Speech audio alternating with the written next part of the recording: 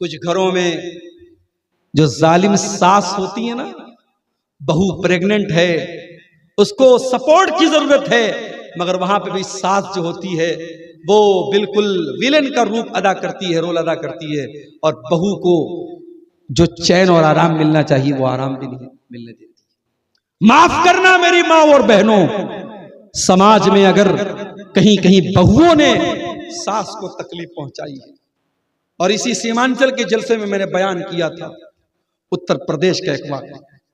एक बूढ़ी औरत अपने इकलौते बच्चे के साथ रहती थी और बहुत बूढ़ी औरत हो गई थी वो बेचारी, उसको लूज मोशन होता था, कहीं पर भी वो लेटरिन कर देती थी।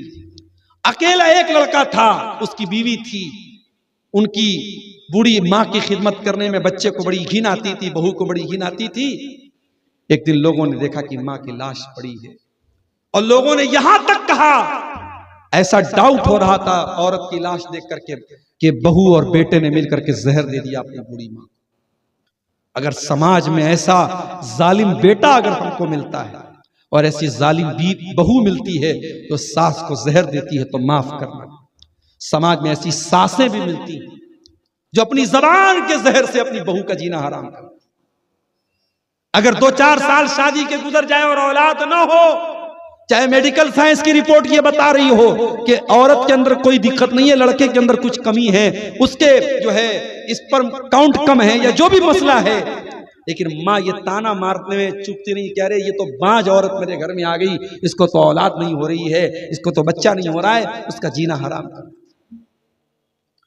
जहेज की लोभी औरतें, अगर बहू घर से जहेज कुछ कम लाती है तो ऐसी भी सास होती हैं समाज में जो बहू को ताने मारती हैं, अरे तू तो गरीब घर की आई है, फकीर घर की आई है, तू लेके क्या आई है। उस बहू को ताना मार मार करके उसको मेंटली डिस्टर्ब करती हैं, उसको हरासमेंट उसको करती, उसको तकलीफ पहुंचाती है।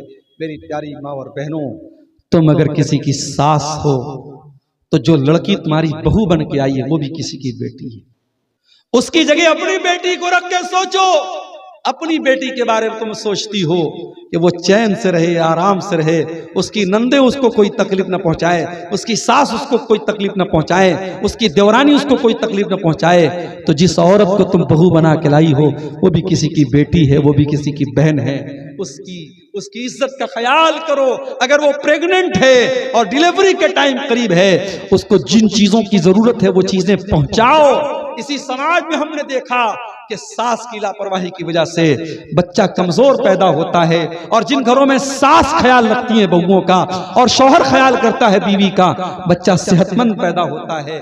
मेरे प्यारे साथियों, कहीं ऐसा न हो आज की होने वाली गलती की सजा हमें कल भुगतनी पड़े। इसलिए हर माँ से कहना चाहूंगा कि अगर आप अपने बेटे की माँ हैं तो अपनी बहू की भी माँ बन के दिखाइए, और हर बहू से कहूंगा कि अपनी सास को माँ का दर्जा दीजिए, बेटी बन के रहिए। मेरी प्यारी माँ और बहनों, मरियम की जब हजरत ईसा की पैदाइश का टाइम करीब आया, अल्लाह ने कहा कि ए मरियम जरा नीचे देख, हमने पानी का इंतजाम कर दिया है। वहुज़्ज़ी इलैकी बिजिज़्इन नख़ला, और ए मरियम जरा तू खजूर की टहनी को हिला कर को तो देख, तो साक़ित अलैकी रुतबन जनिया, तेरे ऊपर ताजा ताजा खजूरें गिरेंगी।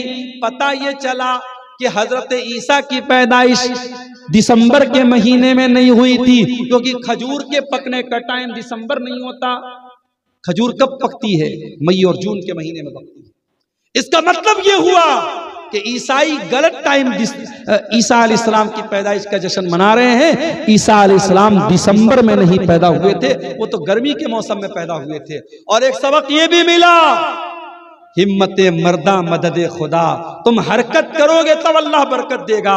हजरत मरियम कमजोर हैं, डिलीवरी का टाइम है, बच्चे की पैदाइश का टाइम है, मगर उस टाइम भी अल्लाह ने कहा खजूर के पेड़ को हिलाओगी तब तुमको खजूर मिलेगी। पता ये चला मुसलमानों, बैठे बिठाए तुमको कुछ नहीं मिलेगा। अगर इस मुल्क में तुम्हें अपनी इज्जत बनानी है, अपना नाम बनाना है, तो तुमको कुछ करके दिखाना होगा, आगे बढ़ना पड़ेगा। और मैंने कहीं बड़ा अच्छा जुमला पढ़ा था कि मुसलमानों, दुनिया में 2 ही तरीके के लोग होते हैं, या तो जरूरत होते हैं या जरूरतमंद होते हैं। अब आप डिसाइड कर लीजिए कि आप समाज की जरूरत है या जरूरतमंद हैं। अपने आप को ऐसा बनाओ कि लोग आपके दरवाजे पर आए, आप लोगों की जरूरत बन जाओ। जब आप लोगों की जरूरत बनोगे तो एपीजे अब्दुल कलाम बनोगे, दुनिया खोज के तुम्हें तुम्हारे सर पे ताज रखेगी। जब तुम समाज की जरूरत बनोगे तो इसी मुल्क में तुमको ऑफिसर भी बनाया जाएगा, तुमको पुलिस में भी भर्ती की जाएगी, तुमको आर्मी में भी भर्ती की जाएगी। मेरे प्यारे साथियों, आज हम मुसलमान इस हिंदुस्तान में 20 से 22 करोड़ की हमारी तादाद बताई जाती है। 20 से 22 करोड़ की तादाद कम नहीं है। और मेरे पास डाटा नहीं है कि मैं बता सकूं शेरशाहबादी बिरादरी की कितनी आबादी है। अगर मान लो एक नमूने के तौर पे, मिसाल के तौर पे, अगर हम मान लें कि 50 लाख की आबादी है या 10 लाख की आबादी है, मेरे पास डाटा नहीं है, मैं किसी आलिम से पूछूंगा तो मालूम हो जाएगा शेरशाहबादी की बिरादरी की आबादी कितनी है। लेकिन एक मिसाल के तौर पे मान लो अगर 20 लाख की आबादी है, 15 से 20 लाख, 20 लाख की आबादी कम नहीं होती मेरे साथ। लेकिन आप ये बात याद रखिए, सीमांचल के इस पूरे एरिया में फैली हुई है 20 लाख की बिरादरी। आप अगर अपनी तादाद पे नाज कर रहे हैं कि साहब हमारी 20 लाख की आबादी है, तो इस तादाद को दुनिया से कोई, इस तादाद से कोई मतलब नहीं। दुनिया क्वांटिटी से नहीं चलती है, दुनिया क्वालिटी से चलती है। दुनिया ये देखती है कि आपकी क्वालिटी क्या है। आज एक छोटा सा मुल्क है जिसने अपना नाम इजराइल रखा है, और हम तो उसे इस्राइल मानते भी नहीं हैं, क्योंकि उसने तो फलस्तीन पे कब्जा करके वो मुल्क बना है। लेकिन आज उस छोटे से मुल्क ने अपनी ताकत के जरिए फलस्तीन का जीना हराम करके रखा है, और दुनिया की बड़ी बड़ी मुस्लिम ताकतें भी उसके आगे कुछ नहीं कर पा रही हैं। क्यों? क्योंकि उसके पास ताकत है। तो मेरे प्यारे साथियों, क्वालिटी अपने अंदर पैदा कीजिए, क्वांटिटी से काम नहीं चलेगा। हजरते मरियम से अल्लाह ताला ने कहा कि ऐ मरियम, तो इस पेड़ को जब हरकत देगी तो तेरे ऊपर ताजा ताजा खजूरें गिरेंगी। उसके बाद जब ईसा अलैहिस्सलाम पैदा हुए और हजरत मरियम अपने बच्चे को गोद में लेके आई है, कालू या मरियम लक़द जीति शैअन फरिया।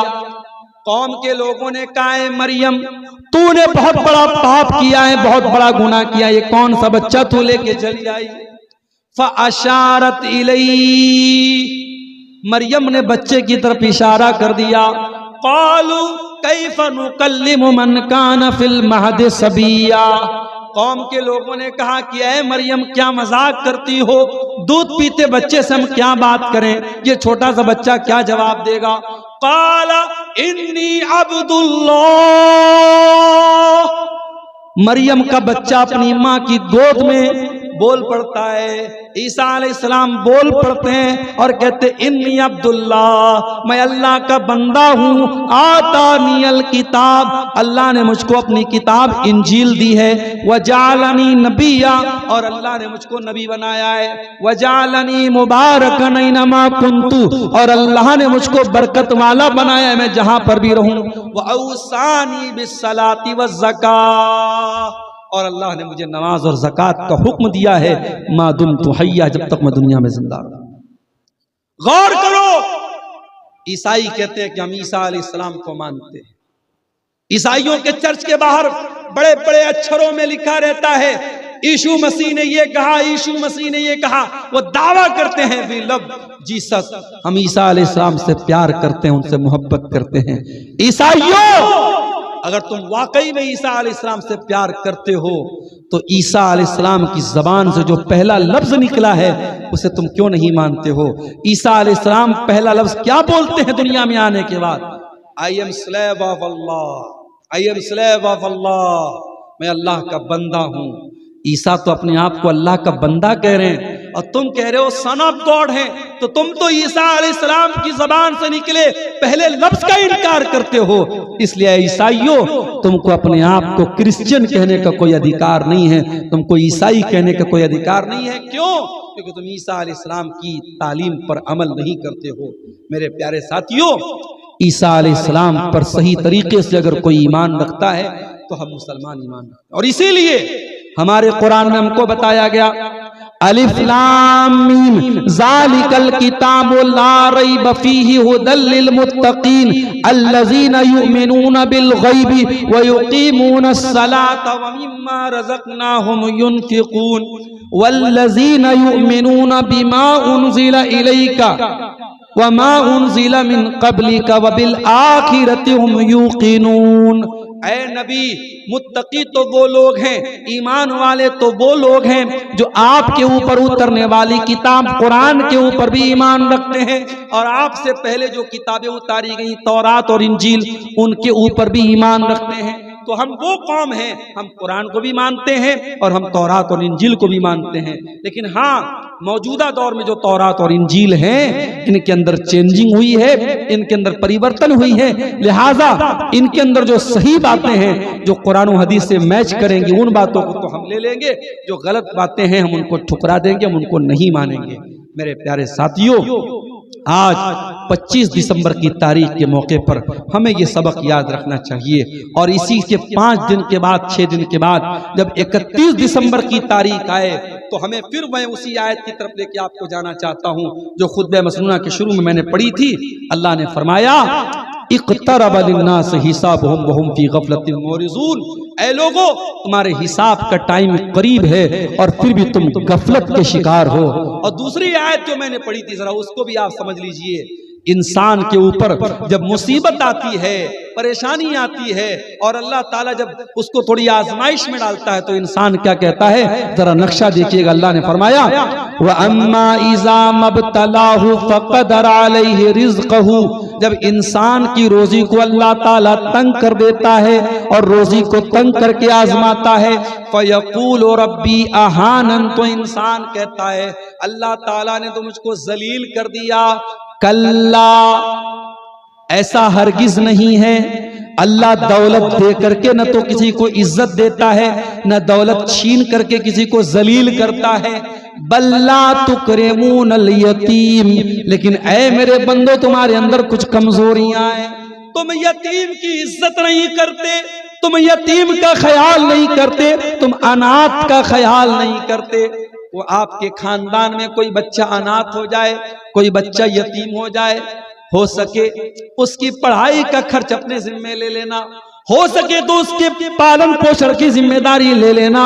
और अगर ये नहीं कर सकते तो कभी यतीम के माल पे नजरें जमा के न बैठ जाना, यतीम के माल को हड़पने की कोशिश न करना, यतीम के माल पे कब्जा न कर लेना। इन्नल्लज़ीना याकुलूना अम्वालल यतामा ज़ुल्मा, जो लोग यतीम का माल नाजायज तरीके से खा जाते हैं, इन्नमा याकुलूना फी बुतूनिहिम नारा, वो अपने पेट में जहन्नम की आग भरते हैं। यतीम का बड़ा हक है मेरे प्यारे साथी, अगर कोई बच्चा यतीम है उसका बड़ा हक है। इसीलिए अल्लाह के नबी ने यतीम के बारे में फरमाया अना व काफिलुल यतीम कहातैन, किसी यतीम को पालने वाला और मैं जन्नत में ऐसे रहेंगे। आपने अपनी दोनों उंगलियों से इशारा करके फरमाया जैसे ये दोनों उंगलियां एक दूसरे के साथ मिली हुई हैं, मैं और यतीम की परवरिश करने वाला जन्नत में ऐसे रहेंगे। और एक सहाबी अल्लाह के नबी के पास आए और उन्होंने कहा कि अल्लाह के नबी, मुझे अपने दिल में बड़ी सख्ती महसूस होती है। तो आपने फरमाया अगर दिल की सख्ती को दूर करना है तो किसी यतीम के सर पे मोहब्बत से हाथ दो। कल्ला बल्ला तुकरिमूनल यतीम वला तहाद्दूना अला तामिल मिस्कीन, और ऐ मेरे बंदो तुम गरीबों को खाना नहीं खिलाते हो, तुम गरीबों को खाना खिलाने पर एक दूसरे को उभारते नहीं हो। अगर आपके घर में इतनी ताकत है कि आप किसी गरीब को खाना खिला सकते हैं तो खाना खिलाया करो। किसी गरीब को खाना खिलाने से आपके घर में कमी नहीं होगी, किसी मेहमान को खाना खिलाने से आपके घर में कमी नहीं होगी। लोगों को खाना खिलाना ये भी हमारे नबी की एक तालीम है। अल्लाह के नबी ने फरमाया अय्युहन्नास अफ्शुस सलाम व आतिमुत ताम वसिलुल अरहम, ऐ लोगों सलाम को फैलाओ, ऐ लोगों सलाम को फैलाओ, ऐ लोगों को खाना खिलाओ, ऐ लोगों रिश्तों को जोड़ा करो। वसल्लू बिल्लैलि वन्नासु नियाम, और रात में नमाज पढ़ो जब लोग सो रहे हो, जब दुनिया अपने बिस्तर पे सो रही हो, जब लोग आराम से अपने कंबल और रजाई के अंदर आराम कर रहे हो, तुम तहज्जुद की नमाज पढ़ा करो। तदखुलुल जन्नत बि सलाम, तो तुम आराम से सलामती के साथ जन्नत में चले जाओगे। तो मेरे प्यारे साथियों, अल्लाह के नबी ने यतीम का और इसी तरीके से गरीब को खाना खिलाने का बड़ा हमको हक बताया है, और वही बात कुरान कह रहा है, वला तहाज़ूना अला तामिल मिस्कीन, तुम गरीबों को खाना नहीं खिलाते हो। वताकुलून तुरासा अकलन लम्मा, और ए लोगों तुम वरासत को डकार जाते हो, तुम अपनी बहन बेटियों का हक खा जाते हो, तुम अपने रिश्तेदारों की वरासत को खा जाते हो। आज हमारे समाज में लोग बड़े पढ़े लिखे हो गए, बड़े कुरान और हदीस पे चलने वाले हो गए, मगर आज के कुरान और हदीस पे चलने का दावा करने वाले समाज में भी, आज आपकी बिरादरी और आपके समाज में भी आप नजर उठा के देख लीजिए कि बहनों को और बेटियों को उनकी बाप की वरासत कितने लोग देते हैं। आज बहन और बेटियों की वरासत में उनका हक देने का रिवाज न हमारे बनारस और यूपी में है, न आपके बिहार और सीमांचल में है। मेरे प्यारे साथियों, मुसलमान आज इस मामले में बहुत पीछे है। कुरान की आयत हम पर अप्लाई होती है, वताकुलून तुरासा अकलन लम्मा, कि तुम यतीम, तुम वरासत का माल खा जाते हो। वतुहिब्बूनल माल हुब्बन जम्मा, और तुम बहुत सारा माल जमा करते हो, तुम बड़ी मोहब्बत के साथ माल जमा करते हो, तुम्हें माल से बड़ी मोहब्बत है। कल्ला इज़ा दुक्कतिल अर्दु दक्कन दक्का, याद करो मेरे बंदो, जब एक दिन जमीन को कूट दिया जाएगा, जमीन को पीट दिया जाएगा, जमीन को रेजा रेजा कर दिया जाएगा। वजा रब्बुका वल मलकु सफ़्फ़न सफ़्फ़ा, और कयामत के दिन तुम्हारा रब आएगा और फरिश्ते भी लाइन लगा करके सब लगा करके आएंगे। वजा रब्बुका वल मलकु सफ़्फ़न सफ़्फ़ा वजीअ यौमइज़िन बिजहन्नम, और कयामत के दिन जहन्नम को भी लाया जाएगा। यौमइज़िन यतज़क्करुल इंसान, और कयामत के दिन इंसान को अपने गुनाह याद आएंगे, अपनी गलतियां याद आएंगी, अपने पाप याद आएंगे। व अन्ना लहु ज़िक्रा, लेकिन कयामत के दिन पछताने से कोई फायदा नहीं होगा। दुनिया में आपको तौबा करने का टाइम मिला है, दुनिया में सुधरने का टाइम मिला है, दुनिया में अपने आप को सुधारने का टाइम मिला है। कयामत के दिन इंसान अगर तौबा करेगा भी, उसकी तौबा का कोई मतलब नहीं है। इसीलिए अल्लाह कुरान में कहता है, जब जहन्नमियों को जहन्नम में डाला जाएगा तो जहन्नमी चिल्लाएंगे और कहेंगे, वहुम यस्तरिकून फीहा रब्बना अखरिजना मिनहा, ऐ अल्लाह तू जहन्नम से हमको निकाल दे, नामल सालिहन गैरल्लज़ी कुन्ना नामल, ऐ अल्लाह हम वादा करते हैं अब हम वो अमल नहीं करेंगे जो दुनिया में करते चले आए थे। ऐ अल्लाह अब हम सुधर जाएंगे, हम तौबा कर लेंगे। अल्लाह फरमाता है, अवलम नुअम्मिरुकुम मा यतज़क्करु फीही मन तज़क्कर, ऐ मेरे बंदे 40 साल तुझको उम्र मिली, 60 साल तुझको उम्र मिली, 70 साल का तुझको जीवन मिला, क्या ये जिंदगी तेरे लिए नाकाफी थी? क्या ये जिंदगी, अगर इस जिंदगी में तू सुधरना चाहता तो क्या तू नहीं सुधर सकता था? बिल्कुल सुधर सकता था। तुझको जितना टाइम मिलना था टाइम मिल चुका, तेरा समय पूरा हो चुका, तेरा वक्त पूरा हो चुका, अब तुझे कोई और समय नहीं मिलेगा। तो कयामत के दिन मेरे प्यारे साथियों, इंसान याद करेगा लेकिन उसको याद करने का कोई मतलब नहीं है। वअन्ना लहु ज़िक्रा, इंसान नसीहत हासिल करेगा मगर उसको नसीहत हासिल करने से कोई बेनिफिट नहीं मिलेगा। मेरे प्यारे साथियों, अगर हमें नसीहत हासिल करना है, इसी दुनिया की जिंदगी में हमको नसीहत हासिल करना है, यहीं पर हमें अपनी जिंदगी गुजारना है। ये दुनिया दारुल इम्तिहान है, और इसीलिए आप देखिए जुमा का दिन जब आता है और हम और आप सूरह कहफ पढ़ते हैं, सूरह कहफ में यह आयत भी हम पढ़ते हैं, इन्ना जअलना मा अलल अर्ज़ि ज़ीनतल लहा लिनब्लुवहुम अय्युहुम अहसनु अमला, हमने जमीन पर जितनी चीजों को बनाया है, हमने जमीन को खूबसूरती के लिए बनाया है, जमीन के ऊपर की सारी चीजों को खूबसूरती के लिए बनाया है, हम लोगों का इम्तिहान लेना चाहते हैं। व इन्ना लजाइलूना मा अलैहा सईदन जुरुजा, और ये जमीन जो इतनी खूबसूरत, इतनी सुंदर है, एक दिन आएगा ये जमीन फना हो जाएगी और जमीन मैदान बन जाएगी, सपाट मैदान बन जाएगी। जमीन पे न कोई पेड़ होगा, न पौधा होगा, न कोई पहाड़ होगा, न नदियां होगी, सब खत्म हो जाएंगे और जमीन एक प्लेन मैदान की तरह, एक फ्लैट मैदान की तरह हो जाएगी। मेरे प्यारे साथियों, इससे पहले कि वो दिन आए, हमें और आपको अपनी इस्लाह करनी चाहिए और अपनी कमियों को दूर करना चाहिए। आज बिलखुसूस हमारा जो नौजवान तबका है वो दीन से बेहद दूर है और नौजवानों की जो एक्टिविटीज हैं, जैसा कि मैंने तकरीर के शुरू में कहा था, बाइक निकाल करके पूरी स्पीड से बाइक चलाना, नशे करना, नाच गाने सुनना, नाच गाने देखना, जुआ खेलना, शराब पीना, लड़की बाजी करना, अय्याशी करना, ये आज हमारे नौजवानों का मशगला बन गया है। मेरे प्यारे नौजवानों, अपनी इस जवानी की कद्र कीमत को समझो। ये जवानी दोबारा नहीं मिलेगी। ये जवानी का जो टाइम है, यही टाइम तौबा का टाइम है। दर जवानी तौबा करदन शेवए पैगंबरी, जवानी में तौबा करना नबियों का तरीका है। वक्त पीरी गुर्गे जालिम नी शवत परहेजगार। अरे बुढ़ापे में तो भेड़िया भी शरीफ बन जाता है। बुढ़ापे में अगर लाठी लेके मस्जिद में पहुंच गए और तौबा कर ली और हज भी कर लिया, हाजी भी बन गए, वो बहुत नेकी और बहुत परहेजगारी की चीज नहीं है। असल चीज ये है कि आप जवानी में तौबा करें। मेरे नौजवानों, अपनी जवानी को तौबा में गुजारो। अब मैं निकला, घर से निकला तो क्या देखता हूं, कुछ नौजवान बाइक लेकर के निकले और पूरी स्पीड में वो सड़क के ऊपर बाइक चलाए। तो मैंने किसी से पूछा कि भाई ये क्या हो रहा है, रात में 11 बजे बाइक चला रहे हैं, क्या मामला है? कहा कि मौलाना आप नहीं समझेंगे, बड़े पुराने दौर के होते चले जा रहे हैं आप। मैंने कहा क्या मामला है? कहा ये लोग राइडर हैं, राइडर, और इनका काम है रात में पूरी स्पीड में गाड़ी चलाना। ये रोड इनके बाप की हो जाती है रात में।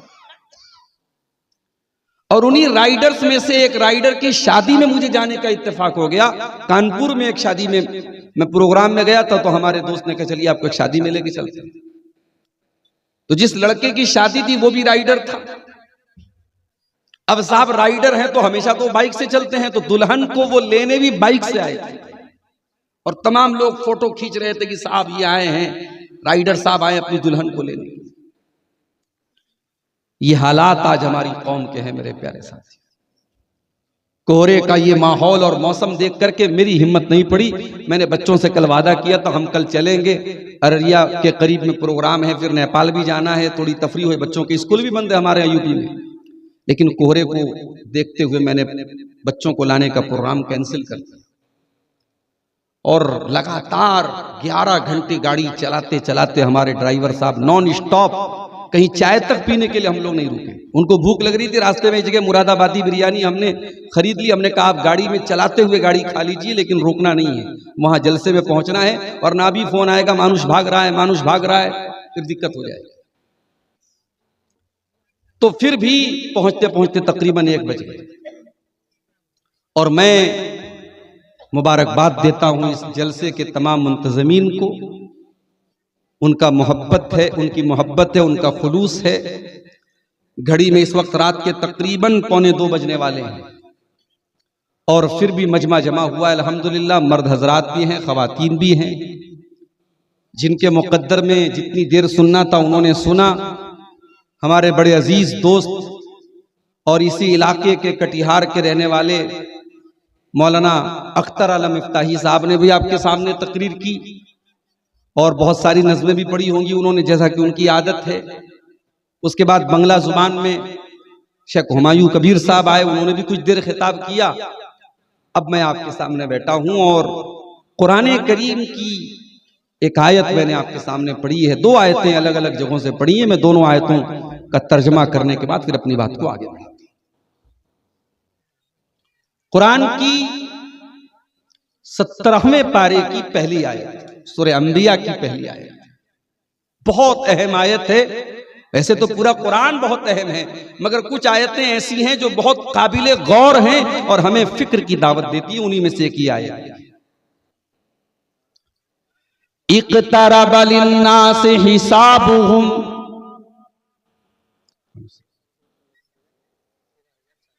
ख़वातीन की तरफ से आया।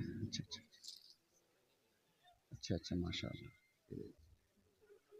ख़वातीन की तरफ से ये कुछ चंदे की रकम आई है, तकरीबन 13,000 कुछ रुपए हैं। अल्लाह ताला हमारी माँ बहनों की इस कोशिश को कबूल करे, मस्जिद उनको जज्बा अता फरमाए। गौर कीजिए मेरे प्यारे साथी, 17वें पारे की पहली आयत, इक़्तरब लिन्नासि हिसाबुहुम, लोगों के हिसाब का टाइम करीब आ चुका है, लोगों के परीक्षा की घड़ी करीब आ चुकी है, लोगों के एग्जाम का टाइम करीब आ चुका है। वहुम फी गफलतिन मुरिदून, और फिर भी लोग गफलत में पड़े हुए हैं, मुंह मोड़ करके बैठे हुए हैं, पीठ फेर करके बैठे हुए हैं। स्कूल में मदरसे में पढ़ने वाला सबसे बेवकूफ बच्चा जो साल भर पढ़ाई पर ध्यान नहीं देता है, लेकिन अगर उसके टीचर ने उसको बताया है कि तुझको पास होना है, उसके माँ बाप ने उसे डराया है कि तू फेल हो जाएगा तो हम तुझे सजा देंगे, तो साल भर वो बच्चा पढ़े चाहे ना पढ़े, एग्जाम करीब आता है, इम्तिहान आता है, तो वो बच्चा भी पढ़ाई करता है।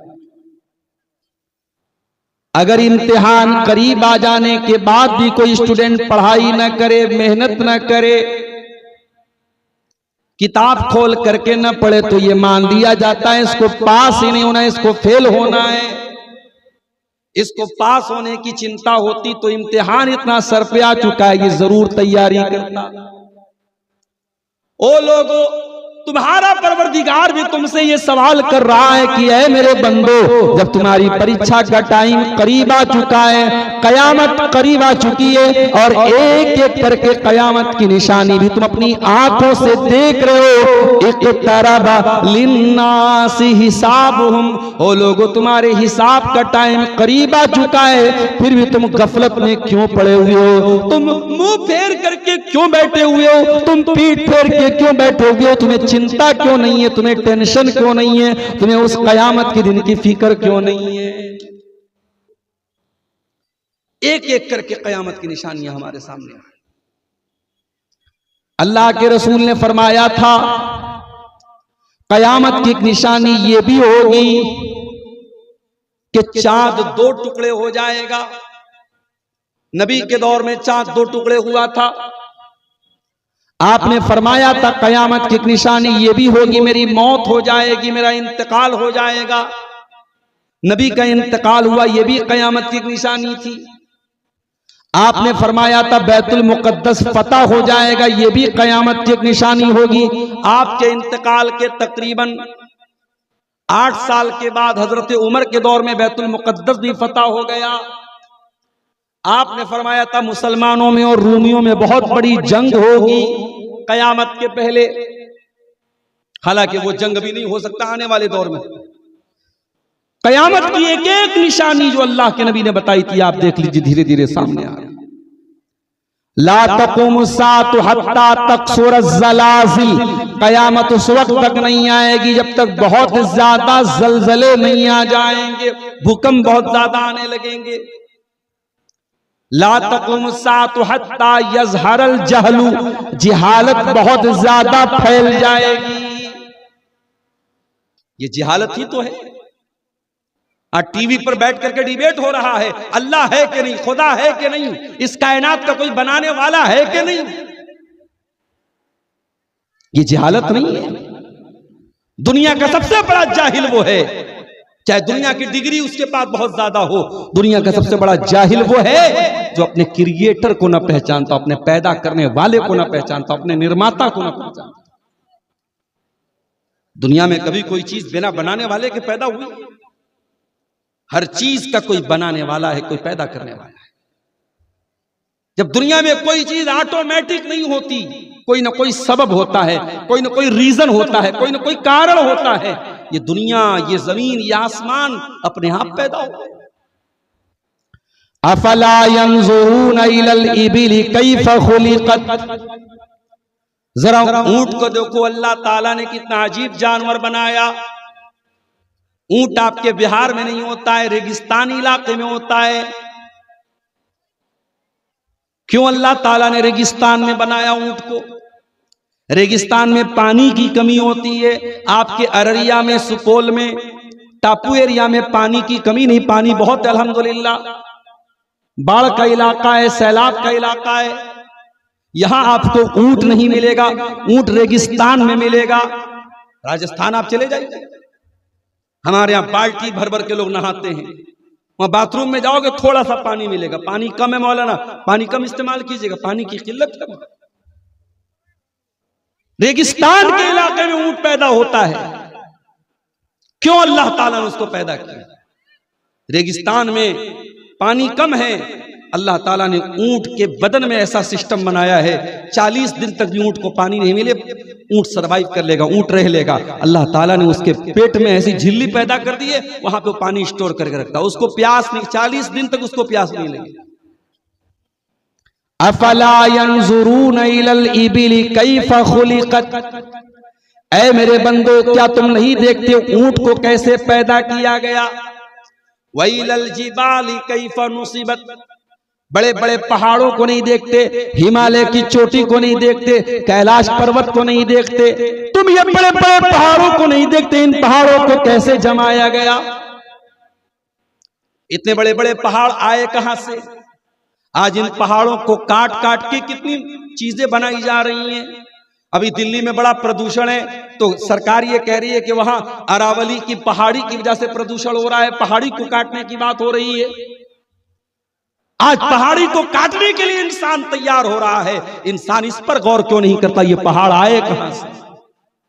इसी बिहार से सटा हुआ इलाका झारखंड का है। झारखंड के पाकुड़ इलाके में मैं गया, साहेबगंज इलाके में, वहां एक पार्क में गया, उस पार्क का नाम है फॉसिल पार्क। फॉसिल का मतलब समझते हैं आप? हजारों साल पहले कोई पेड़ था, वो पेड़ पत्थर बन गया। हजारों साल पहले कोई पेड़ था, वो पेड़ पत्थर बन गया, उसको इंग्लिश में फॉसिल बोलते हैं, हिंदी में जीवाश्म बोलते हैं। उसी फॉसिल का वो पार्क है। मैं वहां गया, लोगों ने बताया कि यहाँ के जो पत्थर हैं हजारों साल पहले के पत्थर, लोगों ने एक टुकड़ा मुझको भी पत्थर कर दिया, मौलाना इसको आप लेते जाइए, यादगार है यहाँ। वइलल जिबाली कैफा नुसिबत, ऐ अल्लाह पर सवाल उठाने वाले जावेद अख्तर, ऐ खुदा के ऊपर सवाल उठाने वाले, अपने आप को इंटेलिजेंट कहने वालों और अपने आप को अक्लमंद कहने वाले नौजवानों, तुम गौर क्यों नहीं करते ये पहाड़ कैसे पैदा किए गए? वइलल अर्दी कैफा सुतियत वइलस समाई कैफा रुफियत, तुम आसमान को क्यों नहीं देखते कैसे बुलंद किया गया? आसमान तुमसे ऊंचा किया गया, जमीन के अंदर मकनातीसी कुव्वत रखी गई, जमीन के अंदर चुंबक रखा गया, आसमान से कोई चीज गिराओगे जमीन उसको खींचेगी, जमीन के अंदर आकर्षण रखा गया। ये किसने जमीन के अंदर आकर्षण रखा और आसमान को ऊंचा किसने बनाया? वइलल अर्दी कैफा सुतिहत, तुम जमीन के ऊपर गौर क्यों नहीं करते जमीन को कैसे बिछाया गया? जमीन गोल भी है और जमीन बिछी भी है। भाई कभी आप बॉल को देखिए, बॉल होती है तो चलो भाई ठीक है, बॉल को ऊपर का जो हिस्सा है उस पे तो कोई चीज टिक सकती है, नीचे तो टिक नहीं सकती, या दाएं बाएं तो टिक नहीं सकती। जमीन गोल भी है और जमीन में इंडिया का रहने वाला इंडिया में रह रहा है, अमेरिका का रहने वाला अमेरिका में रह रहा है, और सारे लोग आराम से रह रहे हैं। जमीन घूम भी रही है और जमीन गोल भी है और हमें कोई प्रॉब्लम नहीं हो रही। इतना बेहतरीन सिस्टम, इतना बेहतरीन निजाम ऑटोमेटिक बन गया, कोई बनाने वाला ही नहीं। हमेशा सूरज अपने समय से निकलता है, जंतरी बना दी गई, टाइम बना दिया गया कि आज 25 दिसंबर की सुबह को सूरज इतने बजे निकलेगा, शाम को इतने बजे डूबेगा। जंतरी बनी है, मस्जिद में लगी है, मुअज्जिन जाता है, जंतरी देख के अजान दे देता है। कभी ऐसा नहीं हुआ कि सूरज डूबने का टाइम जंतरी पे लिखा हो 5:20 पे और सूरज डूबा हो 6:30 बजे। सूरज कभी 1 घंटा लेट, अब्दुल गफ्फार साहब को आने में लेट हो सकता है, उनके ड्राइवर को दिक्कत आ सकती है, उनको रास्ते में जाम मिल सकता है। सूरज कभी लेट नहीं हुआ, चांद कभी लेट नहीं हुआ। मेरे प्यारे साथियों, कायनात का ये सिस्टम बता रहा है, कायनात में हर चीज का अपने समय से चलना ये बता रहा है। इस यूनिवर्स का, इस कायनात का, इस दुनिया का कोई बनाने वाला है और हमारा ईमान है कि वो अल्लाह है। और ये बात भी याद रखो, मुफ्ती शमाइल नदवी साहब ने जो मुनाजरा किया था जावेद अख्तर से, वो इस बात पर नहीं था कि खुदा कौन है। खुदा तो हिंदू भी मानते हैं, वो श्री कृष्ण को भी खुदा मानते हैं, वो श्री राम को भी रब मानते हैं, वो बारिश का देवता इंद्र देवता को मानते हैं, वो सूरज को भी सूर्य देवता कहते हैं, वो जमीन को भी धरती माता बोलते हैं, वो नदी को भी माता कहते हैं, वो गाय की भी इबादत करते हैं। तो खुदा कौन है, इस बात पर डिबेटिंग हुआ था। वहां तो डिबेट ये था कि डज गॉड एग्जिस्ट, क्या खुदा है, क्या जमीन का कोई बनाने वाला है, कोई रब है, इस पर बात हो रही थी। लेकिन ये मेरा जुमला नोट कर लो, दुनिया में खुदा मानने वाले तो बहुत सारे हैं। दुनिया के इंसानों को दो कैटेगरी में बांटा जा सकता है, एक आस्तिक, एक नास्तिक। एक अल्लाह को, एक खुदा को मानता है, खुदा को नहीं मानता है। जावेद अख्तर नास्तिक है, लेकिन दुनिया में नास्तिक लोग कम हैं, आस्तिक ज्यादा हैं, अल्लाह को मानने वाले ज्यादा हैं। मगर अल्लाह को मानने वालों में भी करोड़ों लोगों में हम मुसलमान इस बात पर हम खुशी मना सकते हैं कि हम अल्लाह को वैसे मानते हैं जैसे अल्लाह ने अपने आप को मानने का हुक्म दिया। हम खुदा को मानते हैं, अल्लाह को मानते हैं और सही तरीके से मानते हैं। हम ला इलाहा इल्लल्लाह पढ़ने वाली कौम है। हमारा बिलीफ ये है, हमारी आस्था ये है, हमारा अकीदा ये है कि अल्लाह के सिवा कोई इबादत के लायक नहीं है, कोई उपासना के योग्य नहीं है, कोई वर्शिप के लायक नहीं है। अल्लाह के सिवा कोई इबादत के लायक नहीं है। मेरे प्यारे, कयामत करीब आ रही है, खुदा पर भी सवाल उठाए जा रहे हैं, रसूल के ऊपर भी गंदे गंदे इल्जामात लगाए जा रहे हैं, कुरान को भी झूठा कहा जा रहा है। अल्लाह के नबी ने फरमाया, ला यज़ालुन्नासु यतसाअलून, लोग बहुत ज्यादा एक दूसरे से सवाल करेंगे, इतना सवाल करेंगे, इतना सवाल करेंगे, यहां तक सवाल किया जाएगा जब तमाम चीजों को अल्लाह ने पैदा किया तो अल्लाह को किसने पैदा किया। अल्लाह के नबी फरमाते हैं, जब शैतान दिमाग में ये ख्याल लाए, जब तुम्हारे दिल और दिमाग में ये ख्याल आए कि अल्लाह को किसने पैदा किया, तो तुम अपने ख्याल को दिमाग से निकाल दो और औज़ु बिल्लाहि मिनश शैतानिर रजीम पढ़ लिया करो, क्योंकि ये ख्याल लाने वाला शैतान है। मेरे प्यारे साथियों, कयामत करीब है और कयामत की एक छोटी सी शक्ल हमारी मौत भी। रोजाना हम मरने की खबरें सुनते हैं, कहीं आलिम मरते हैं, कहीं जाहिल मरते हैं, कहीं बड़े लोग मरते हैं, कहीं छोटे लोग मरते हैं, कहीं मासूम बच्चा मरता है, कहीं 70 साल का बूढ़ा मरता है। मौत आपसे अपॉइंटमेंट लेकर के नहीं आती है मेरे प्यारे साथी,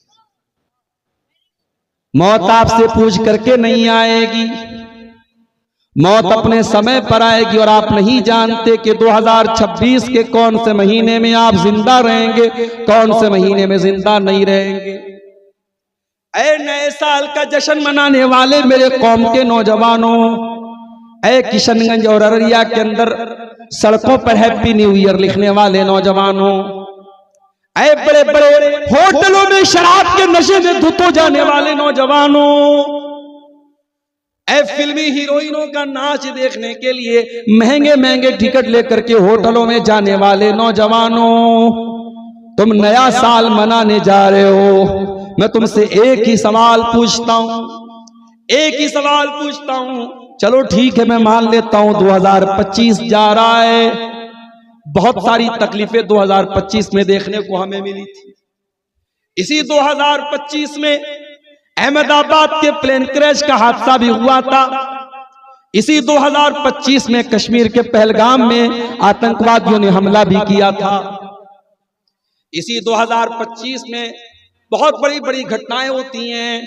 चलो ये साल जा रहा है, बड़े दुख की बात है, 2026 आ रहा है, चलो ये खुशी की बात है, चलो हम तुम्हारी बात मान लेते। मगर मैं आपसे एक सवाल करना चाहता हूं, अंग्रेजी कैलेंडर के हिसाब से अगर जनवरी से लेकर दिसंबर तक देख लिया जाए तो 365 दिन होते हैं एक साल में। ऐ नए साल बनाने वाले, तू ये बता कि तूने 2024 के मुकाबले में 2025 में तूने कौन सी नई चीजों को हासिल कर लिया, कौन सी अपनी बुराइयों पर कंट्रोल पा लिया, कौन सी अपनी कमियों को तूने दूर किया, कौन सा तूने नया इल्म हासिल किया, कौन सी अच्छी आदत तेरे अंदर पैदा हुई और कौन सी बुरी आदत तेरे अंदर से खत्म हुई। अगर 2024 में भी तू शराब पीता था और 2025 में भी तू शराब पीता था, तो फिर इस नए साल का क्या मतलब है, और फिर 2026 हो जाएगा तो क्या मतलब है। हाँ, अगर 1 साल पहले तू शराब पीता था और आज तूने शराब को छोड़ दिया, 1 साल पहले तू बेनमाजी था और आज तू नमाजी बन गया, 1 साल पहले तू कोई गलत काम करता था और आज तूने तौबा कर लिया है, तब तो ये खुशी का मौका है। लेकिन अगर तेरे अंदर कोई परिवर्तन नहीं आया, तेरे अंदर कोई चेंजिंग नहीं आई, तो ये नया साल कोई खुशी का मौका नहीं है। एक और ईंट गिर गई दीवारे हयात से, एक और ईंट गिर गई दीवारे हयात से। नादा ये कह रहा है नया साल मुबारक। अरे तेरी जिंदगी की दीवार से एक और ईंट गिर गई, तेरी उम्र तो 1 साल और कम हो गई, तू तो अपनी कब्र से 1 साल और करीब हो गया, तू तो अपने अंजाम से 1 साल और करीब हो गया। ऐ इंसान, तेरी किताब का 1 पेज और फाड़ दिया गया, तेरी किताब तो और मुख्तसर हो गई और तू नादान खुशी मना रहा है, तू कार्ड बांट रहा है, तू बड़े बड़े स्टेटस लगा रहा है, तू हैप्पी न्यू ईयर लिख रहा है, तू केक काट रहा है। ऐ नादान, ये खुशी का मौका नहीं, ये तो अपने आप का हिसाब करने का टाइम है। अब्दुल्ला बिन मसूद कहा करते थे, मुझे जिंदगी में कभी उतना अफसोस नहीं हुआ, मां नदीम त्वाला शैइन, मुझे कभी किसी चीज पर उतना अफसोस नहीं हुआ जितना अफसोस उस दिन के ऊपर हुआ जिस दिन सूरज डूब गया, दिन गुजर गया और मेरे अमल में कोई नेकी में कोई इजाफा नहीं हुआ। नक़स अजली वलम यज़िद अमली, मेरी उम्र कम हो गई लेकिन मेरा अमल नहीं बढ़ पाया। उससे ज्यादा अफसोस का मेरी जिंदगी में कोई दिन नहीं था। मेरे नौजवानों, नया साल मनाने से पहले ये सोच लेना, जिंदगी के एक मिनट का अल्लाह को हिसाब देना। कयामत के दिन अपनी जगह से हिल नहीं पाओगे। अब्दुल गफ्फार साहब से भी ये सवाल होगा और आपके बगला डांगी के हर नौजवान से, हर मर्द से, हर औरत से भी ये सवाल होगा। ला तज़ूलु कदमा इब्न आदम मिन इंद रब्बिही यौमल क़ियामा, कयामत के दिन कोई इंसान अपनी जगह से हिल नहीं पाएगा जब तक 5 सवालों का जवाब न दे दे। अन उम्रिही फीमा अफ़ना, तूने अपनी जिंदगी को कहाँ गुजारा। वान शबाबिही फीमा अबला, तूने अपनी जवानी को कहाँ गुजारा। वान मालिही मिन ऐन इक्तसबहा, तूने अपने माल को कहाँ से कमाया। वफीमा अनफका, और कहाँ पे खर्च किया। और 5वां सवाल होगा व माज़ा अमिला फीमा अलिमा, तूने जो इल्म हासिल किया उस इल्म के ऊपर तूने अमल कितना किया। जिंदगी के एक मिनट का हिसाब देना पड़ेगा। तो टाइम पास कर रहा है, लगा हुआ है फेसबुक के ऊपर, कितने लोगों ने मुझको लाइक किया। आजकल तो स्नैपचैट आ गया है, काला बेचारा गोरा बन जा रहा है, दाढ़ी के बाल बिल्कुल व्हाइट हैं, लेकिन स्नैपचैट से दिखा दिया बिल्कुल काले बाल हैं। अब तो मोबाइल के फोटो से भरोसा उठ चुका है भाई। अब तो लोग रिश्ता देखने जाते हैं, लड़की वाले अगर फोटो दिखाते तो बोलते नहीं भाई फोटो नहीं चलेगा, ओरिजिनल जो है लड़की को लेके आइए। फोटो का क्या भरोसा आज के दौर में। स्नैपचैट से फोटो फिल्टर करके काले को गोरा बनाया, खूबसूरत बनाया और उसके बाद फेसबुक पे डाल के देख रहे कितने लोगों ने लाइक किया है। अरे नालायक, इतने तुझको अल्लाह के लाइक की फिक्र होती तो लायक हो जाता, तुझको लोगों के लाइक की फिक्र है। मनिल तमसा रिज़न नास फी सखतिल्लाह, अल्लाह के प्यारे नबी फरमाते हैं जो अल्लाह को राजी करेगा और लोगों को नाराज करके अल्लाह को राजी करेगा, अल्लाह उसके लिए काफी हो जाएगा। और जो अल्लाह को नाराज करके लोगों को राजी करने की कोशिश करेगा, अल्लाह के नबी फरमाते हैं वकलहुल्लाहु इलन्नास, अल्लाह उसको लोगों के हवाले कर देगा। अल्लाह अपनी नजर करम हटा लेगा, अल्लाह अपनी नजर रहमत दूर कर लेगा। अगर आप लोगों की फिक्र करेंगे, अरे लोगों का क्या है मेरे भाई, लोग आपकी जिंदगी में आपकी तारीफ नहीं करेंगे। बड़े बड़े साइंटिस्ट आए दुनिया में, दुनिया ने उनकी इजाद को नहीं माना, मर गए तो दुनिया ने उनकी कब्र पे लाके 2 फूल रख दिए, उनकी कब्र पे 2 फूल रख दिए कि साहब ये बहुत बड़ा साइंटिस्ट था। अरे लोग आपकी तारीफ करने के लिए आपके मरने का इंतजार करते हैं। जिस दिन आप मरेंगे लोग आपकी कब्र पे आएंगे और मिट्टी डाल के कहेंगे हाँ यार आदमी तो बड़ा अच्छा था। लोगों के चक्कर में न पड़ो मेरे प्यारे साथियों, लोग तो आपकी तारीफ करने के लिए आपके मरने का इंतजार कर रहे हैं। अल्लाह को राजी करो मेरे प्यारे साथियों। अल्लाह के नबी फरमाते हैं, अब इंसान का इंतकाल होता है तो 3 चीजें उसके साथ होती हैं, अमलुहु व अजलुहु व वलदुहु। उसका अमल होता है, उसकी औलाद होती है, उसका माल होता है। जैसे इंसान की सांसों की डोर थमती है, जैसे दिल की धड़कन बंद हो जाती है, वो माल जो उसने बेईमानी से कमाया था, रिश्वत से कमाया था, सूद और ब्याज से कमाया था, आज बिहार और झारखंड के बड़ी तादाद में नौजवान जुआ के लानत के शिकार हैं। मैं पूरे एतमाद के साथ अररिया के बगला डांगी गांव में बैठ के ये बात बोल रहा हूं, आपके गांव में भी कुछ नौजवान होंगे, पता कीजिए। ये ऑनलाइन जुआ ने आज हमारे नौजवानों को बर्बाद करके रखा है। मेरे साथ अपने घर के माल को बेचकर, अपने घर के सामान को बेचकर, अपनी माँ का पैसा चुराकर, अपने बाप का पैसा चुराकर आज नौजवान जुआ खेल रहा है, ऑनलाइन सट्टेबाजी कर रहा है, ड्रीम 11 में पैसा लगा रहा है। और 1000 लोगों में कोई एक इंसान, लाखों लोगों में कोई एक इंसान अगर करोड़पति बन भी गया तो लोग उसको नमूना बना लेते। देखो वो तो उसने ऑनलाइन ये जुआ खेला था, वो तो करोड़पति बन गया। अरे लाखों लोगों में एक आदमी करोड़पति बन गया, लेकिन लाखों लोग बेचारे सड़क पर आ गए, उनकी कीमती दौलत छिन गई। ये जुआ आज आपके नौजवानों को बर्बाद कर रहा है। ये जो आपने मेहनत से पैसा कमाया या हराम तरीके से पैसा कमाया या हलाल तरीके से पैसा कमाया, जिस तरीके से भी आपने पैसा कमाया है, जैसे ही आपके मरने की खबर आएगी ये सारा का सारा माल आपके वारिसों का हो जाएगा।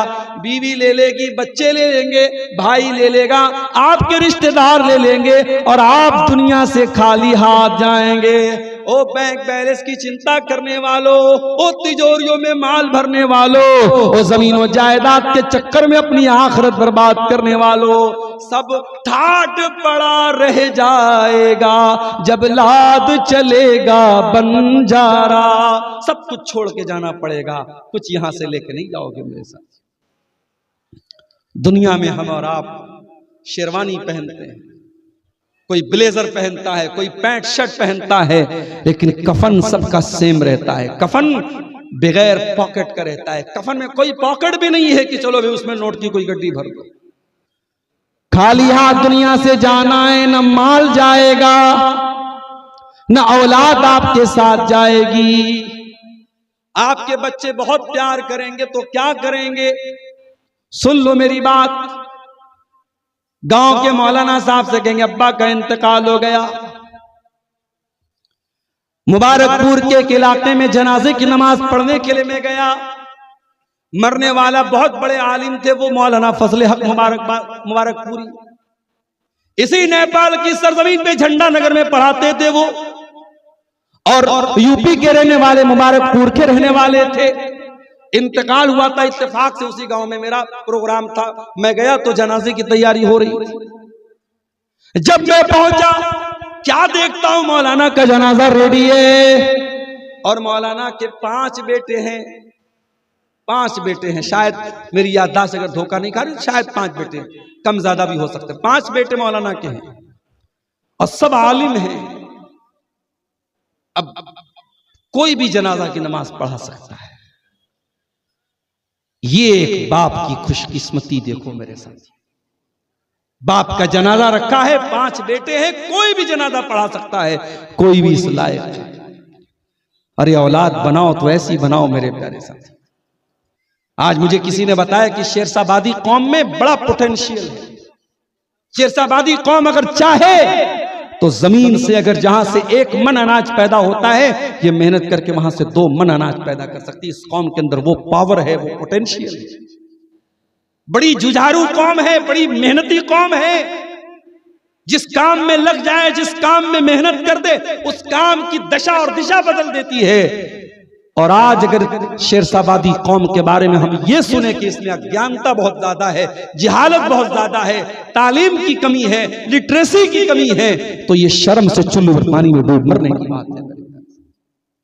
जो कौम इतनी ताकतवर हो और इतनी सलाहियतमंद हो कि इसी शेरशाबादी कौम का एक सपूत मदीना के अंदर पहुंचे और वहां मस्जिद नबी में दर्स देने का उसको मकाम हासिल हो। इसी सरजमीन पर शेरशाबादी बिरादरी में आपके मौलाना अख्तर मदनी रहमतुल्लाह अलैह और इसी तरीके से मौलाना अब्दुल मतीन मरहूम और मौलाना डॉक्टर अमानुल्लाह साहब को भी बाहयात है। ये तमाम उलमा आपके इसी शेरशाबादी बिरादरी से पैदा हुए हैं। मेरे प्यारे साथियों, पोटेंशियल बहुत है आपकी कौम के अंदर, सलाहियत बहुत है, मगर आपने अपना एक मामूल बना के रखा है कि नहीं हमें जिंदगी ऐसी ही गुजारनी। अपने आप को बदलो मेरे प्यारे साथियों। जरूरी नहीं है कि हम किसान हैं तो हमारा बेटा भी आगे चल करके किसान ही बने। हम अगर कोई मजदूरी का काम करे तो हमारा बेटा भी मजदूरी करे। इसी कटिहार के इलाके में एक जगह गया, लोगों ने बताया मौलाना मामला क्या है, हमारे यहाँ पढ़ाई लिखाई में लोग क्यों पीछे हैं। कहा कि वो लोग अपने बच्चों को भेजते हैं बेंगलोर में और कहाँ वहाँ पेंट का काम करते हैं। लड़का जैसे ही बड़ा हो गया, बाप ने सोचा चलो मैं 1000 रुपया का रोज काम कर रहा हूँ, बेटे को भी लगा देता हूँ 1000 का, वो भी काम करेगा। ये पैसे का लालच है। बच्चा ठीक ठाक पढ़ रहा था, मदरसे में अच्छी पढ़ाई कर रहा था, बाप ने बेंगलोर बुला दिया। अब वो बेंगलोर जाके वो पेंट का काम करने लगा। नस्ल दर नस्ल ऐसे ही अगर हम पेंट का काम करते जरूरी है हमारा बेटा भी पेंट का काम करे, हम मजदूरी करते तो जरूरी है कि हमारा बेटा भी मजदूरी करे। ये सोच मेरे प्यारे साथियों हमारी कौम और हमारी बिरादरी को बहुत पीछे लेके जा रही है। तालीम के मैदान में आगे बढ़ो मेरे साथियों। आने वाला दौर बहुत नाजुक दौर है। ये दुश्मन तुम्हें खा जाएंगे वल्लाह।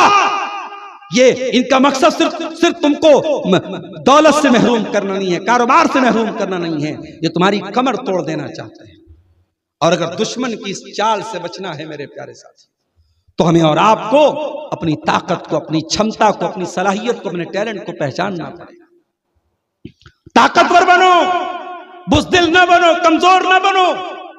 अल्लाह के नबी ने फरमाया अल मोमिनुल कविय्यु खैरुन व अहब्बु इलल्लाहि मिनल मोमिनिज़ ज़ईफ़। ताकतवर मोमिन अल्लाह ताला को ज्यादा पसंद है कमजोर के मुकाबले में। नबी ने कौन सी ताकत, इसका जिक्र नहीं किया। बदन वाली ताकत भी अपने अंदर पैदा करो, इल्म की ताकत भी अपने अंदर पैदा करो, टेक्नोलॉजी की ताकत भी अपने अंदर पैदा करो, ईमान की ताकत भी अपने अंदर पैदा करो, तकवा की ताकत भी अपने अंदर पैदा करो। हर एतबार से ताकतवर बनो। अल्लाह ताला को ताकतवर मोमिन ज्यादा पसंद है कमजोर के मुकाबले में। कमजोर मत बनो मेरे प्यारे साथियों, ताकतवर बनो। अल्लाह के नबी ने फरमाया कि वो दिन भी आएगा जब तुमसे पूछा जाएगा तुमने जिंदगी कहां गुजारी, कैसे। कब्र में जाओगे, औलाद आपको छोड़ देगी, आपकी दौलत आपको छोड़ देगी। काम क्या आएगा? आपका अमल आपके काम आएगा, आपकी नेकियां आपके काम आएगी। अल्लाह के प्यारे नबी फरमाते हैं जब इंसान मरने के बाद कब्र में पहुंचेगा, जैसे ही पहुंचता है और दफनाने के बाद लोग उसको वापस जाने लगते हैं तो फौरन 2 फरिश्ते आते हैं, एक का नाम मुनकर, एक का नाम नकीर है। और वो दोनों फरिश्ते उससे सवाल करते हैं 3 सवाल। मन रब्बू का, तेरा रब कौन है? मन नबियों का, तेरे नबी कौन है? मां दीनों का, तेरा दीन क्या है? ये 3 सवाल आपसे भी होगा, मुझसे भी होगा। और इन तीनों सवालों का जवाब इंग्लिश मीडियम स्कूल में आपको नहीं मिलेगा। माफ कीजिएगा मेरे, मैं इंग्लिश मीडियम स्कूल के खिलाफ नहीं हूं, बहुत अच्छी बात है। आपका बच्चा फर्राटेदार इंग्लिश बोले, मुझे खुशी होगी। आज मुफ्ती शमाइल नदवी एक आलिम दीन, एक मदरसे का पढ़ा नौजवान जब स्टेज पर जावेद अख्तर जैसे पढ़े लिखे आदमी के सामने इंग्लिश का ऐसा लफ्ज बोलता है कि जावेद अख्तर भी पूछ बैठता है भाई इस लफ्ज का क्या मतलब है, तो दुनिया कहती है कि मदरसे के पढ़े लिखे लोग भी ऐसे होते हैं क्या? मदरसे का पढ़ा लिखा लड़का भी ऐसा बोल सकता है क्या, इंग्लिश बोल सकता है? मेरे प्यारे साथियों, अपने बच्चों को इंग्लिश पढ़ाओ, हमें खुशी होगी, मगर हाँ इन तीनों सवालों के जवाब की तैयारी जरूर करा देना। ये तीनों सवालों का जवाब अगर आपके स्कूल के सिलेबस में नहीं है, कॉलेज के सिलेबस में नहीं है, अगर आपकी 12 करने वाली, बीए करने वाली, एमए करने वाली लड़कियां अगर इन तीनों सवालों का जवाब नहीं तलाश कर पा रही हैं, तो फिर अगर कटिहार और पूर्णिया से खबर आ जाए कि मुसलमान लड़की गैर मुस्लिम के साथ फरार हो गई, मुर्तद हो गई, तो हैरत मत करना, क्योंकि आपने इन तीनों सवालों का जवाब तो कभी अपनी लड़कियों को बताया ही नहीं। आपकी लड़कियां तो जानती नहीं कि दीन क्या है। साल में एक जलसा होता है, आपकी लड़की बन सवर कर मेकअप करके जलसे में गई, 2-4 तकरीरें उसने सुन ली, बात खत्म। आपके यहाँ औरतों को दीन सिखाने का कोई इंतजाम ही नहीं है। आपकी मस्जिदों में जुमा का खुतबा होता है, मैंने पूरा सर्वे कर लिया, कटिहार से लेके अररिया तक, सुपौल तक, बीरपुर तक, आपकी मस्जिदों में औरतों का इंतजाम भी नहीं होता है। जलसों में औरतें आती हैं, आधी से ज्यादा औरतें मार्केट में मेले में घूमती रहती हैं। आपकी औरतें दीन कैसे सीखेंगी? और जब वो दीन नहीं सीखेंगी तो फिर आपको ये शिकायत करने का हक नहीं है। जब दरवाजा खुला होगा तो घर में कुत्ता दाखिल हो जाएगा। जब आपकी लड़कियां दीन नहीं सीखेंगी, जब दीन नहीं जानेंगी, मेरे प्यारे साथियों, तो फिर उनको कोई गैर मुस्लिम या कोई भी XYZ अगर उनको अपने दीन में लेके चला जाता है, तो आपने जब सिक्योरिटी मजबूत नहीं की है तो ये तो होना ही था। मेरे प्यारे साथियों, बीमार दवाई खाता नहीं, बदनाम तबीब का नाम हुआ, हुए काम बुरे तो मुसलमान से, बदनाम बेचारा इस्लाम। हाँ, हमारे नौजवान को एक काम बहुत अच्छा लगता है, राजनीति करना उसको बहुत अच्छा लगता है। कोई फला पार्टी की राजनीति कर रहा है, कोई फला पार्टी की राजनीति कर रहा है। राजनीति करना बहुत मजा आता है, और राजनीति में जब मुसलमान जाता है सबसे पहले क्या खोता है? अपने ईमान की गैरत खो देता है। 25 दिसंबर की तारीख आई, नेताजी बहुत बड़े मुस्लिम कायद हैं, मुस्लिम क़ियादत का प्रमुख चेहरा है। नेताजी ने स्टेटस लगाया, मैरी क्रिसमस। अखबार पे नेताजी का बड़ा सा फोटो आया, क्रिसमस की तमाम ईसाई बरादरी को मुबारकबाद देते। अच्छा, क्यों आप मुबारकबाद दे रहे भाई? मैं आपसे ये नहीं कहता कि आप ईसाइयों से कोई घृणा कीजिए, तासुब रखिए, नफरत रखिए, नहीं, लेकिन मैरी क्रिसमस कहने की क्या जरूरत, हैप्पी क्रिसमस कहने की क्या जरूरत है? ईसाई अकीदा रखते हैं कि 25 दिसंबर की तारीख को ईसा अलैहिस्सलाम, जो अल्लाह के रसूल नहीं बल्कि अल्लाह के बेटे थे, ईसाइयों को सन ऑफ गॉड मानते हैं, अल्लाह का बेटा मानते हैं, खुदा का बेटा कहते हैं, और वो कहते हैं कि 25 दिसंबर की तारीख को अल्लाह का बेटा पैदा हुआ, और तू मुसलमान उसकी मुबारकबाद दे रहा है, उसकी शुभकामना दे रहा है। तेरा कुरान तुझको सिखाता है, कुल हुवल्लाहु अहद लम यलिद अल्लाहुस समद लम यलिद वलम यूलद वलम यकुल लहू कुफुवन अहद। ऐ नबी कह दीजिए अल्लाह एक है, अल्लाह बेनियाज है, अल्लाह का कोई बेटा नहीं, अल्लाह किसी का बेटा नहीं, और अल्लाह के समकक्ष कोई नहीं, अल्लाह के बराबर कोई नहीं। तेरा दीन तो ये सिखा रहा है अल्लाह का कोई बेटा नहीं। तेरा दीन तो ये सिखा रहा है, तकादुस समावातु यतफत्तरन मिन्हु व तनशक्कुल अर्ज़ु वल जिबालु हद्दा अन दअउ लिर्रहमानी वलदा।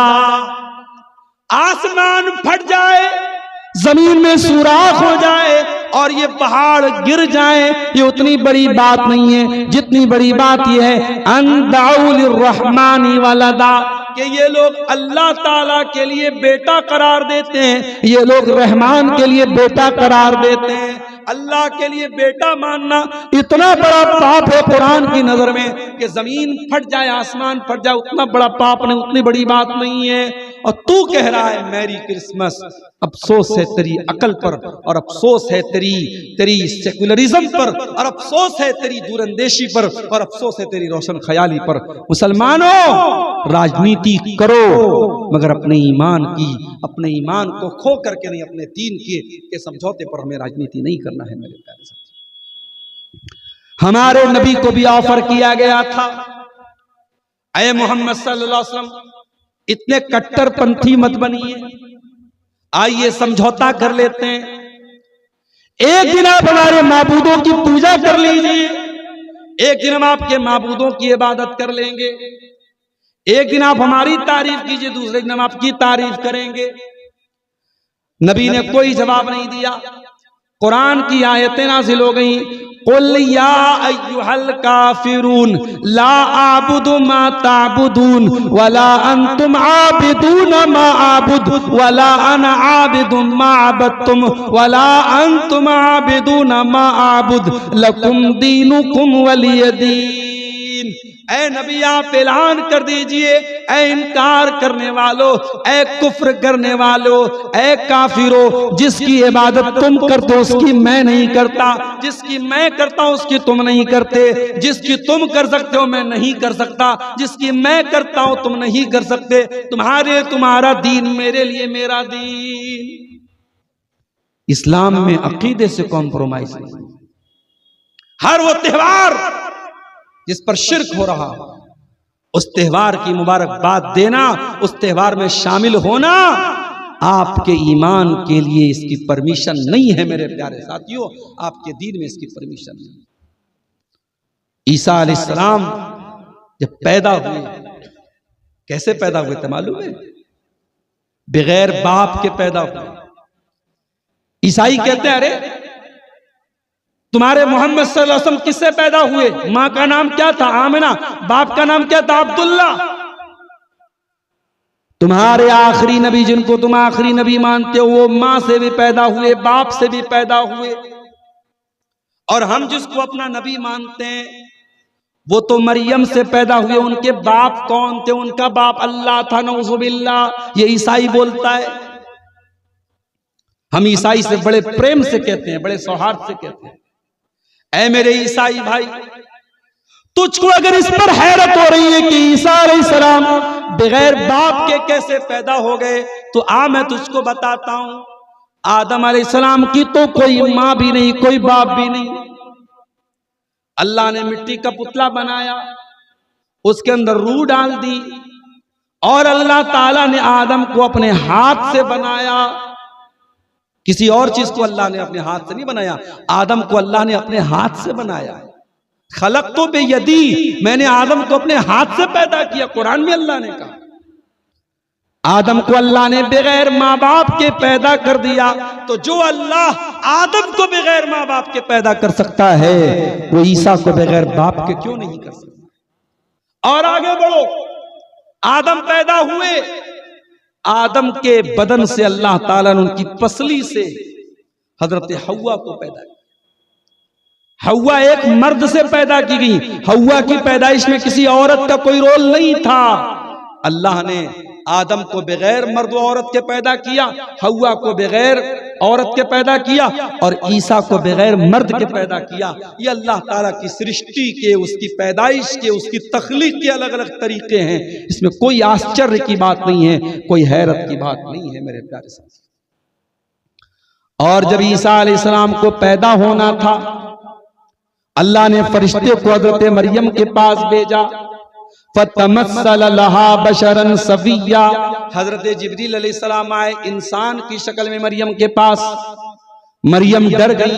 कालत इन्नी अऊज़ु बिर्रहमान मिनका इन कुंत तकिया। मरियम ने कहा खबरदार, अगर तू अल्लाह का नेक बंदा है मुझसे दूर रहना। मेरी प्यारी बहनों, मरियम ने एक सबक दे दिया। कोई गलत रॉन्ग नंबर से कॉल आए तो उसको एंटरटेन करने की जरूरत नहीं है, उसके चक्कर में पड़ने की जरूरत नहीं है। व्हाट्सएप पर किसी नए नंबर से मैसेज आए तो ब्लॉक मारो, सी तुम्हारे पास ब्लॉक का ऑप्शन है। तुम आज ब्लॉक नहीं करोगी, वो रॉन्ग नंबर से आने वाली कॉल तुम्हें कहां तक लेके चली जाएगी तुम नहीं जानती हो मेरी बहन। एक रॉन्ग नंबर से आने वाली कॉल जिना तक करवा देती है। समाज में ऐसी मिसालें मौजूद हैं। रॉन्ग नंबर से कॉल आई, रॉन्ग नंबर से मैसेज आया, रॉन्ग नंबर से व्हाट्सएप आई, व्हाट्सएप का मैसेज आया, नए नंबर से नई आईडी से मैसेज आया और लड़की चक्कर में पड़ गई और आखिर में अपनी इज्जत का सौदा करना पड़ा। मेरी प्यारी बहनों, मरियम से सीखो। मरियम ने कहा खबरदार। मरियम अकेले में बैठ करके अल्लाह की इबादत कर रही थी। ओ मेरी प्यारी माँ बहनों, तुमसे तो 5 टाइम की नमाजें भी नहीं पढ़ी जाती। कपड़ा धोने के लिए वॉशिंग मशीन तुम्हारे घरों में आ चुकी है। हो सकता है गांव देहात में भी ना आई हो, हमारे शहरों में तो हर घर में वॉशिंग मशीन आ चुकी है। गैस का चूल्हा हर घर में आ चुका है। बच्चे पाखाना पेशाब कर दे, बच्चों का पाखाना पेशाब रोकने के लिए डायपर आ चुका है मार्केट में। इतनी सारी सहूलतें हमारी माँ बहनों को हासिल हैं, उसके बाद भी नमाज का टाइम होता है तो इनकी जान निकलती है, नमाज ये नहीं पढ़ती। मरियम को देखो, मरियम अकेली बेचारी बैठ करके अल्लाह की इबादत कर रही। फरिश्ता इंसान की शक्ल में आता है, मरियम देख करके डर जाती हैं कि सारे कमरे तो बंद हैं, सारे दरवाजे तो बंद हैं, ये इंसान कहां से आ गया। कहती इन्नी अऊज़ु बिर्रहमानि मिनका इन कुंत तकिया, मैं अल्लाह की पनाह चाहती हूं, तो कौन है, किस लिए आया है मेरे पास। काला इन्नमा अना रसूल रब्बिकी लिअहब लकी गुलामन ज़किया। फरिश्ता कहता है मरियम, मैं तुझे बेटे की खुशखबरी सुनाने आया हूं। ये जो मैं वाकया सुना रहा हूं अपने बच्चों को सिखा दो। उनको कॉन्वेंट स्कूल में कुछ और पढ़ाया जाता है। 25 दिसंबर की तारीख आती है, बच्चों को कॉन्वेंट स्कूल में सिखाया जाता है, ऊपर से टॉफी गिरती है। ये टॉफी किसने दी? सांता क्लॉज ने दी। सांता क्लॉज कौन है?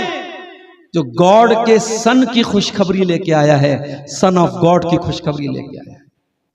अपने बच्चों को बताओ गॉड का कोई सन नहीं है। लम यलिद वलम यूलद, अल्लाह का कोई बेटा नहीं, अल्लाह किसी का बेटा नहीं है। अपने बच्चों को बताओ, जाके सूरह मरियम पढ़ के सुनाओ मेरे प्यारे साथियों। ये सूरह मरियम वो सूरत है जब नजाशी के दरबार में, हबशा के दरबार में, जब हजरत जाफर ने इन आयतों को पढ़ा था तो नजाशी रोने लगा था, उसकी आंखों से आंसू बहने लगे थे और सारा दरबार रोने लगा था। और सबने कहा कि ईसा अलैहिस्सलाम के बारे में कुरान जो कहता है बिल्कुल सही कहता है। फरिश्ते ने कहा कि ऐ मरियम, मैं तुझको लड़के की बशारत सुनाने आया हूं। क़ालत अन्ना यकूनु ली गुलाम वलम यमससनी बशर वलम अकु बगिया।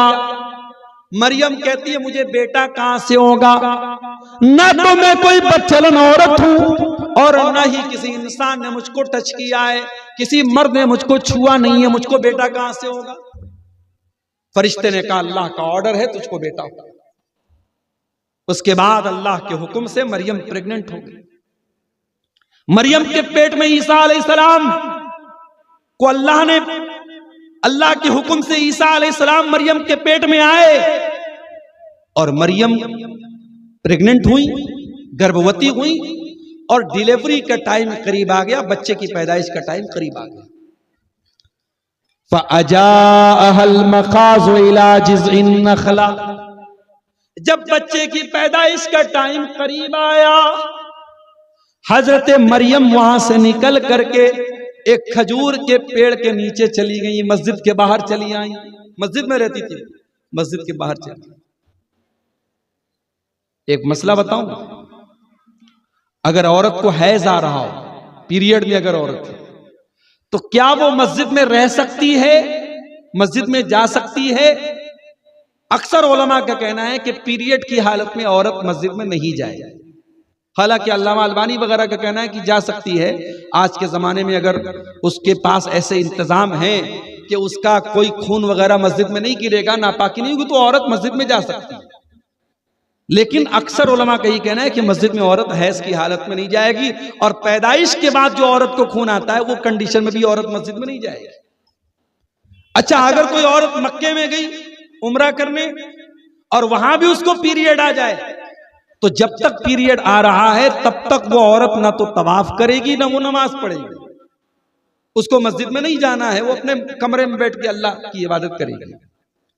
तो हजरत मरियम को अंदाजा हुआ कि अब बच्चे की पैदाइश का टाइम करीब आया, तो वो मस्जिद के बाहर निकल के खजूर के पेड़ के नीचे आ गया और आकर के कहने लगी, या लैतनी मित्तु क़ब्ला हाज़ा, ऐ काश आज के पहले मैं मर गई होती।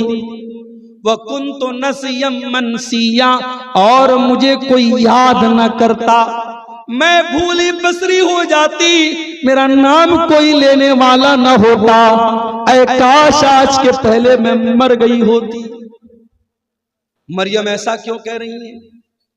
क्योंकि मरियम को ये ख्याल खाए जा रहा है, कल ये बच्चा जन्म लेगा, दुनिया इस बच्चे को, इस बच्चे के बाप का कोई अता पता नहीं है, दुनिया कहेगी ये हराम का बच्चा है, दुनिया मुझे बदचलन कहेगी, दुनिया मुझे जानिया कहेगी, दुनिया मुझे फाहिशा कहेगी। आज का ये दिन देखने के पहले मैं मर क्यों नहीं गई? पता ये चला कि एक औरत को अपनी जिंदगी से ज्यादा अपने कैरेक्टर की चिंता होनी चाहिए। मेरी माँ और बहनों, जिंदगी में अगर कभी वो मोड़ आ जाए, इज्जत दांव पर लग जाए, तो इज्जत बचा लेना चाहे जान चली जाए, और अगर अपनी इज्जत बचाने के चक्कर में जान भी चली जाए तो औरत शहीद है। अल्लाह के नबी ने फरमाया, मन कुतिला दून इर्ज़िही फहुव शहीद, अपनी इज्जत को बचाने के लिए अगर कोई कत्ल हो जाए तो वो शहीद।